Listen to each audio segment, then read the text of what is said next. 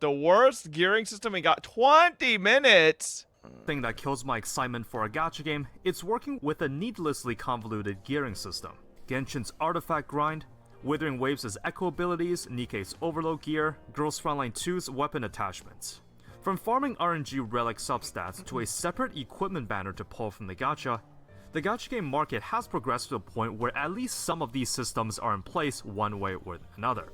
Mobile games are in nature live service, and most people understand that there must be some form of player retention in place in the game mechanics to keep you coming back daily.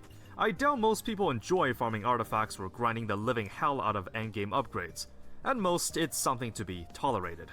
Now, I played a number of gacha games to this day, and something I wanted to answer is, how bad can a gearing system get? How messy can the web of upgrades to keep track of be? In this video, I want to split each category of how a gacha game implements its retention mechanics into 5 different tiers, all with varying types of ways to retain you as a player Hey to come Fob, back. nice haircut. After introducing this list, I also want to answer the question of which game I believe has the worst gearing system I've seen so far. My name is Psyche. Which game has the worst gearing system? I think it's Nikkei. Of all the ones I played, I think it's Nikkei. Okay, Epic 7. Epic 7, but Epic 7 has events where you can craft literally perfect fucking pieces. I think Epic 7 isn't that bad, right? But thing with Nikkei is you can go through hundreds of rocks and not have a perfect piece. And that takes weeks and weeks and weeks and weeks to farm that many rocks, right? And still not have anything good. Whereas if you want to name Genshin, HSR, WUA, ZZZ, right? They're pretty, you can get, ZZZ has fucking no, high-low RNG, so let's take ZZZ out of that. Right? You take those 3, right? Genshin, WUA, HSR, sure, you might not get perfect pieces, but you'll get pieces that are, good enough and with lower stat rolls or, maybe missing a fucking attack percentage or something that's not great, right? But with Nikkei, you're fishing for an attack on line 3, and then you got attack on line 3, now you lock the attack and you try to fucking roll the other 2 lines to fucking get anything decent, and then you're like, ha ha ha ha, there goes 50 fucking rocks, I got nothing, I didn't get a single fucking Ellie line, and I still don't, and then let me go farm more fucking rocks, and it's I don't know.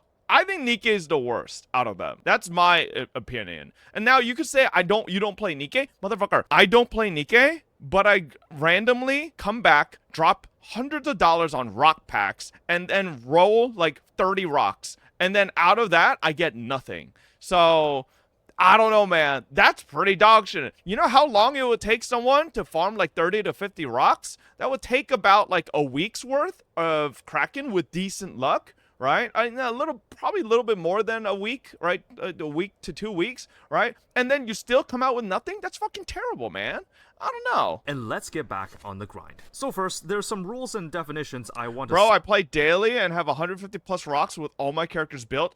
All your characters have perfect lines for what they need. You have max ammo lines where you need, you have attack percentage Ellie lines where you need, you have all of them. That's bullshit. You do not.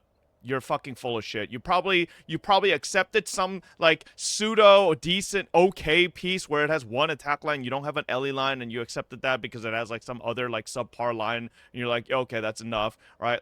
I don't know, man. That's crazy. I've been in the Nikkei Discord chat in my Discord where these people have never quit Nikkei. They are long-time hard grinders, and new character drops, they said they just dropped 300 rocks to try to get something good and didn't get a single good Ellie line. And it's okay, man, I guess you're just Jesus. Set regarding how different gearing systems work. The success of a live service game is often measured in a metric called daily active users. I personally find it pretty intriguing that this term borrowed from software development refers to players as users. Since these games are free to download and play, they need to find some way to engage and monetize its player base through other means. In an ideal scenario, DAU should hold steady and even gradually increase over time. One of the necessary evils given birth through the live service model is the gearing system. Regardless of how it's implemented, these are researched and refined to be what works the best. Usually in a gacha game, there can be 1 or 2 secondary ways in which a character can be upgraded, if you ignore primary methods like leveling them or their skills. Those 2 secondary ways are equipment and relics. I define equipment as a single piece of equipable gear to a unit, It works independently from other gear and can often be swapped out freely. The equipment can either be a weapon or apparel of sorts, but there's little to no RNG involved in either obtaining it or how it functions. Well, unless you count pulling it from the gacha if that applies. This is pretty straightforward if you play any MiHoYo games. Most equipment in gacha games can either be pulled from the gacha or earned in some way for free. I define relics as pieces of gear coming in more than sets of one that can be slotted into a character to enhance their stats or abilities. There's some form of RNG elements too. You're judging the Nikke unfairly. No one gets perfect builds in a single week, so if you do a week's worth of RNG grind, you should expect a perfect build. No, I get that, right? But I'm saying the amount of, I think the layer of RNG required on Nikke, and the fact that once you get one good line, you have to invest then multiple rocks per attempt rather than just one rock, right? Beyond that, if you want to lock that stat, and then let's say if you get 2 lines that are good, and then you want to reset for that 3rd line. Like, that just sounds ridiculous. Do people even do that in Nikke, or do you just lock one line 3 and then just pray that the other 2 roll perfectly and then just keep doing that? Do you ever lock 2 lines? Like, I don't fucking know. To them, either the method in which it's farmed or any substats that they may be able to roll. It's a combination of all relic pieces that gives you a desired result. You can kind of think how if you only But on slotted Nikke, in I don't some, need a perfect gear to be useful, unlike Epic 7. I mean, is the argument whether or not the gearing itself is good, or is the argument whether or not the gearing is good enough to get to a certain stage of power to clear the content? Like, I thought this is more talking about the gearing itself rather than putting in context to the context of the game, or the content of the game. but not all of the slots, then the build would feel incomplete. You might be able to reroll said substats at times, but regardless if you can or not, these will qualify as relics. Ooh, flat HP. Again, I don't imagine most people will have trouble visualizing the differences between the two. With that out of the way, let's move on to the 5 tiers. Here it is how important to I consider classify both? how I mean, each sure, but I gacha thought this designs video is its just gearing considering system. just the Obviously, gearing. searching for the worst one out there Not only makes necessarily sense the when you content. can compare it to something it's worst to. Please note that this 5-tier list is not necessarily an objective best to worst list of game design, as some players may see things a My bit God, differently than girls I front do. line. But it's how I like to categorize the gearing mechanics in a gacha game. There will be pros and cons to each approach, but I will be disclosing which one I think is the worst at the end. This is Or also not min-maxing, getting 12 out of 12, it's ass, but getting 2 lines on each piece, it's not that bad in the context of Nikke. Sure, but I think getting 2 out of 2 lines on every piece on Nikke might be, maybe not HSR, because HSR has the extra pieces of planar that you have to RNG as well. But maybe HSR is stinky because of planar.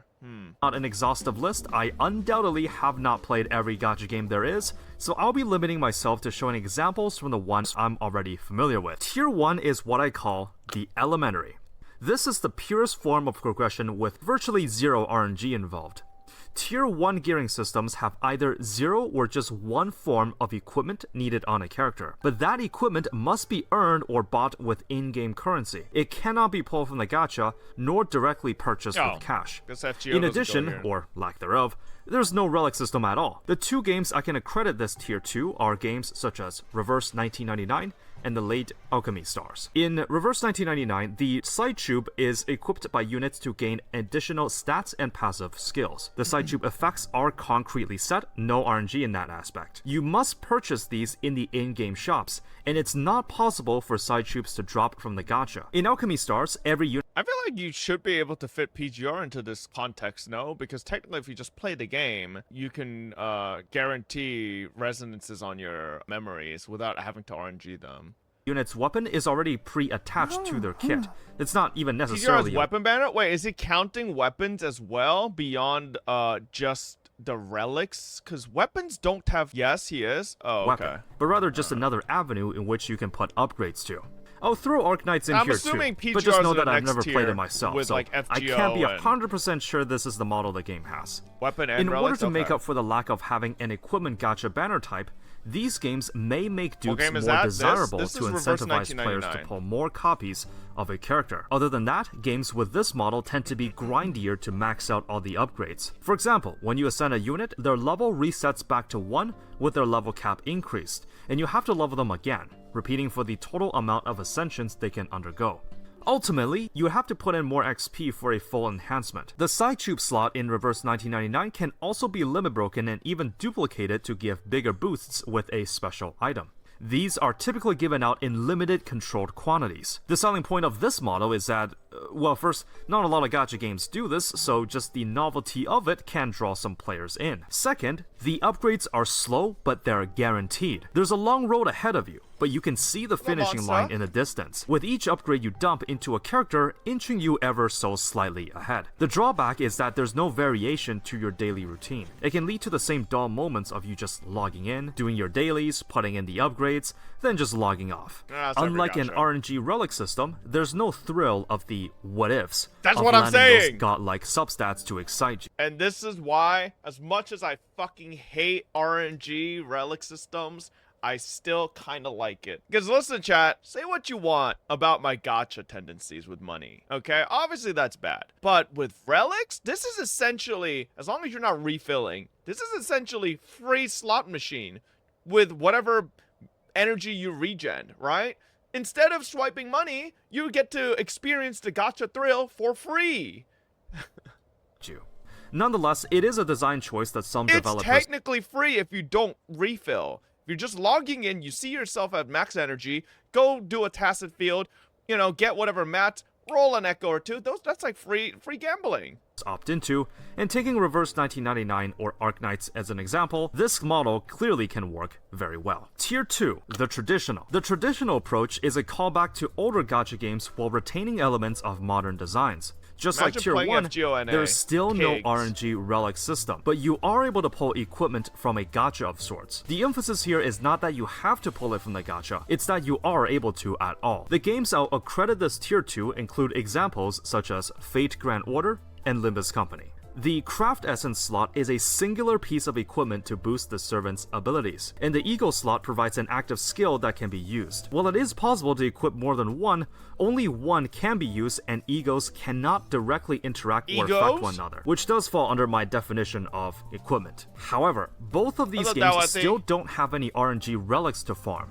Upgrades are still slow and guaranteed, but the introduction of equipment gacha can have its nuances in design. For one, you now have to consider not just characters to pull from the game's gacha, since now there is another avenue of upgrade that could be blocked behind additional monetization. The selling point is that these games can ease down on the requirement of pulling dupes of a character, since equipment gacha can make up a good chunk of its content and revenue as well. Overall, Tier 2 games can feel similar to Tier 1, but the addition of introducing equipment to gacha can have its distinctions. Moving on to Tier 3. This tier is what I call the moderate. Starting from now, these games do have relic systems, but feature character-only gachas. Equipment either doesn't exist or can only be farmed in-game. I will accredit Nikke, Heaven Burns Red, and Path to Nowhere I'm to assuming this it's tier. because Nikke doesn't have a Nikke's weapon. overload gear demands investment into rerolling its stats, which takes its respective currency, while also needing to farm the appropriate gear in random daily drops. HBR's accessories can also be rerolled, and gear rating is determined at random when it's crafted.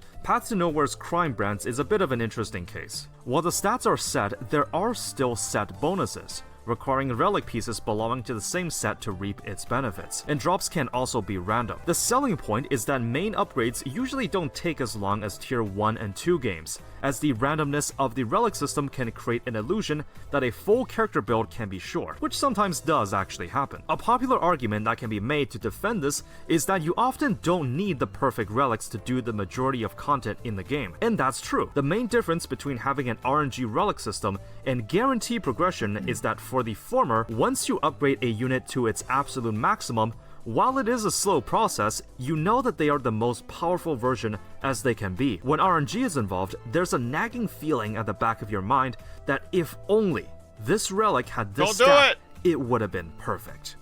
There's a lot more variability now. The upper limit of min-maxing has been blurred. These games may have a secondary upgrade system similar to equipment, but at the end of the day, you still only have to worry about pulling characters from the gacha. Tier 3 games can allow you to have a taste of feeling the immense amount of satisfaction of completing a character build or landing those perfect stats, while also not having to worry about another type of gacha banners. Of course, just like Tier 1, they can also make pulling duplicates more desirable in order to make up for the lack of equipment gacha. Tier 4, the contemporary. This category is what I like to call the Genshinification of gacha games. When MiHoYo released Genshin Impact, something must have clicked for a design like this. While this system has appeared before, it's not until the artifact system dropped until it saw widespread use. Most of the modern releases will fall under the tier I can't believe we haven't seen PGR yet and we're at the Genshinification of gacha, he says.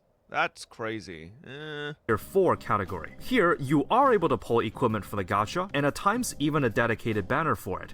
And there is a relic system with RNG substats. Genshin struck a balance in monetization and late game grind, because indeed, this model is shown to be very effective. So effective that a lot of other games copy it too. MiHoYo's other modern games, Kuro games with Withering Waves, Snowbreak, Girls Frontline 2 all share the same concepts. Whether this is a design choice you agree with or not, after the wide popularization of this gearing system, I can guarantee you that most of 2025 and all future releases will follow suit.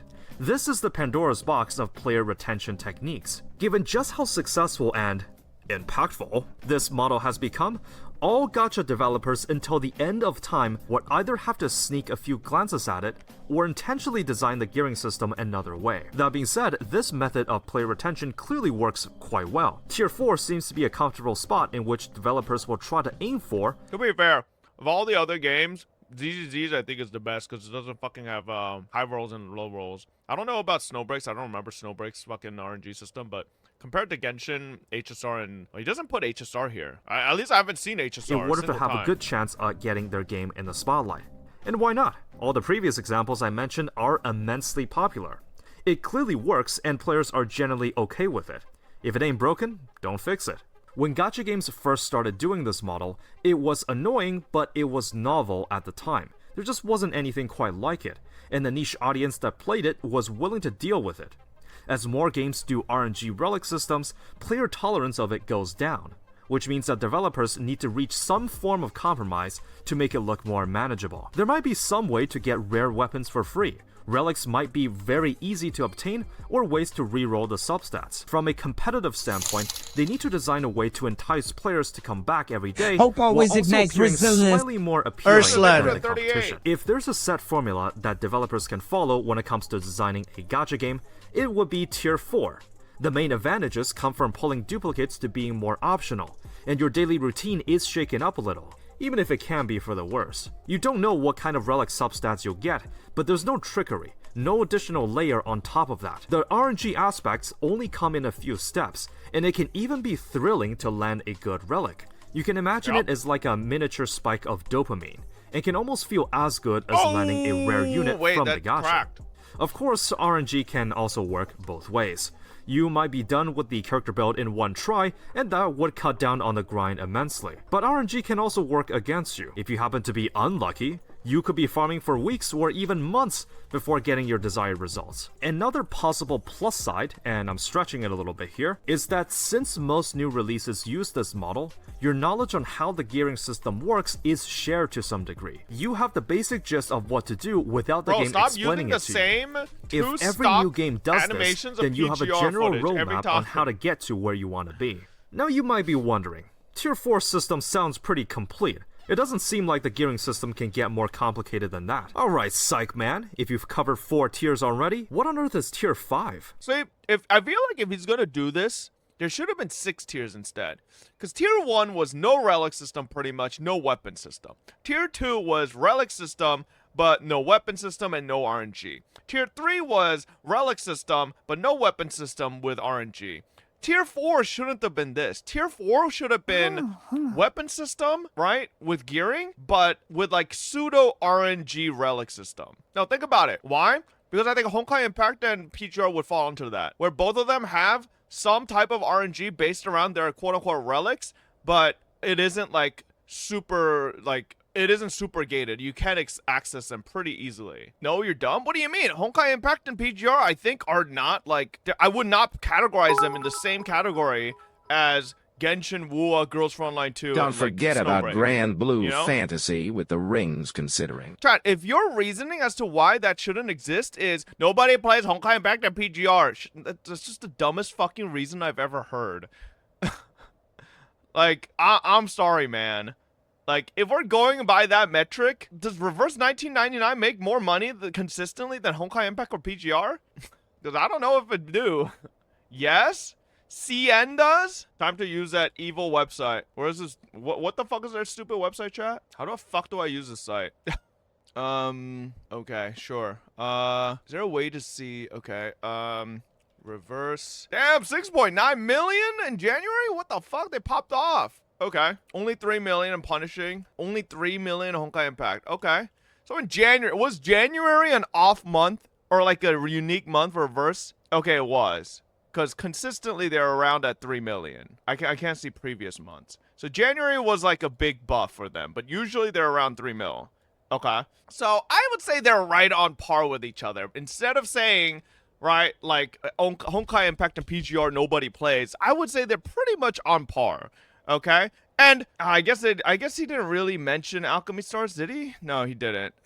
Okay, our Reverse 99 has 50-50. Click on the game to see which region. Damn, bro, this game dead as shit outside of China. 5.5 million of the 6.9 was China. Hold up. I'm gonna say PGR is like a better split between CN versus global. It's about like 50-50. Okay, well, Honkai Impact is definitely mostly carried by CN. Jesus Christ, Honkai Impact dead as fucking global. Interesting. Okay. I don't know about PGR, but Honkai Impact Stigmata RNG is so inconsequential, it might as well not exist, so you could probably put them in tier 2. That's what I'm saying, right? Like, I think there could have been maybe another tier, but like, because Honkai Impact wouldn't be put in tier 2 because it has a weapon system, right? Tier 2 was for relic systems that are no RNG plus obtainable through gacha, but no weapon, right? So he has multiple splits. Chat, what are you question marking? TechWorks, or what are you question marking?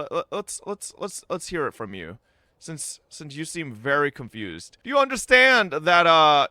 Come on, let's see it, right? Do you understand that the first tier, right, is no relics, no RNG, nothing, no weapon. Second tier is relics, no RNG, no weapon. Third tier is relics, RNG, no weapon. Fourth tier is just straight up right to relics, RNG, and weapon RNG. Like, yeah, shut the fuck up, dumbass. Like, literally just shit posting to shit post. Well, prepare yourself, because tier 5 is what I like to call the bullshit.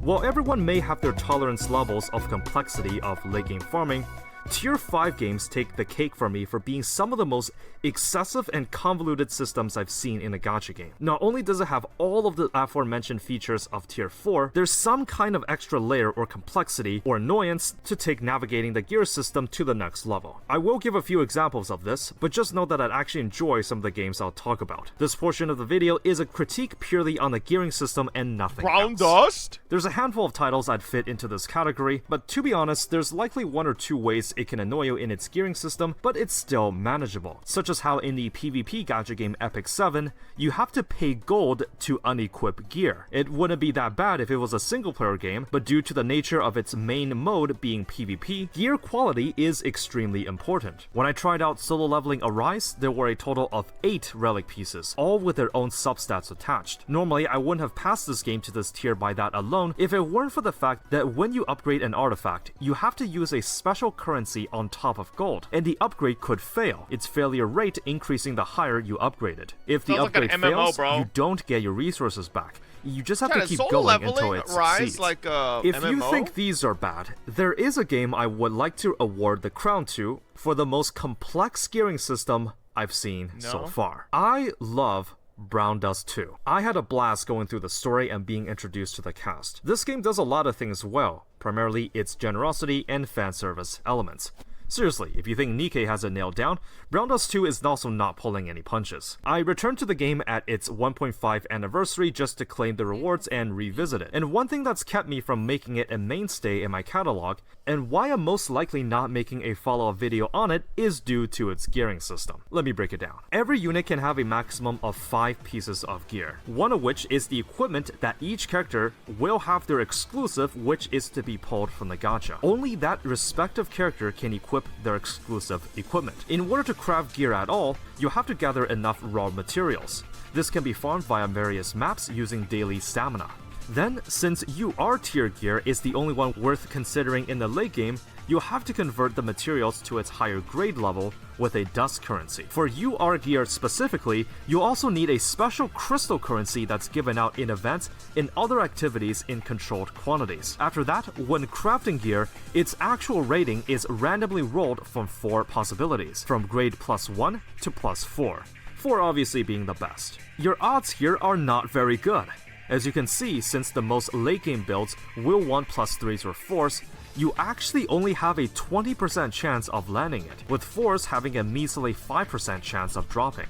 That Since sounds there's pretty no way high to odds, upgrade the tier actually. of gear from a I'll take +1 to those odds. +2, for example, what you get from crafting will remain that way forever. You can dismantle gear, but you don't get the original crystal back from forging it to begin with. So after you get a +3 or 4 relic, All y'all are babies, okay? I come from an era of playing MMOs, buddy, okay? And in our MMOs, we would grind thousands of hours to attempt one upgrade, and that upgrade would have a fucking 0.1% of a fucking chance to succeed. And then if it fails, it fucking bricks the weapon. You have to start from fucking 0. Okay, so let's relax. You guys got it easy. All right, these gacha games gearing systems are a fraction of what MMO grinders experience. Okay, relax. This is some baby shit. you're far from done.